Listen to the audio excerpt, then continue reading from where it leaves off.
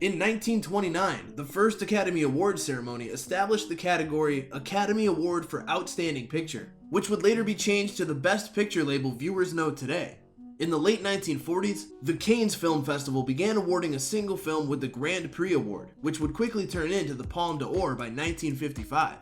Given the notoriety of both awards, it seems odd that only 3 films in history have won both the Palme d'Or and Best Picture Oscar. That trio of titles includes The Lost Weekend from 1946, Marty in 1955, and Parasite in 2019. It isn't just the years and pop culture landscape surrounding each of these titles that are radically different.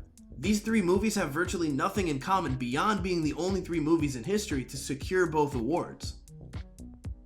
These 3 titles, existing as the only simultaneous winners of these 2 awards, speaks volumes to how radically different the worlds of the Best Picture Oscar and the Palme d'Or are. This isn't necessarily the result of some elaborate conspiracy, but rather a byproduct of the different ways both of these events are set up and executed. For starters, the Cannes Film Festival has historically occurred in the spring. The timeline for Oscar voting, meanwhile, has seen most movies trying to open closer to the end of the year to be fresh on the minds of voters. This alone indicates why there aren't more crossovers between the Best Picture Oscar and the Palme d'Or.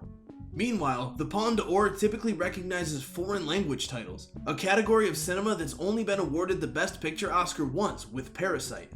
English language titles have won the Palme d'Or, but more often than not, this award goes to challenging foreign language fare that don't have a hope of getting into the Best Picture category. There are several variations between the only 3 movies to win both the Palme d'Or and the Best Picture award. Even The Lost Weekend and Marty, made just 8 years apart, seem to have come from different planets. The Lost Weekend is a brutal look at alcoholism, while Marty is a pleasant romantic comedy about a man who struggles to secure a romantic relationship. Their tones are total opposites, while their visual sensibilities are also radically unique from one another. As for Parasite, it's wildly different from the previous 2 features.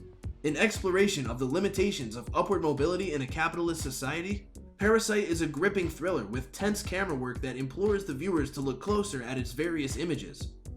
Parasite further differs from these earlier productions with its bleak ending.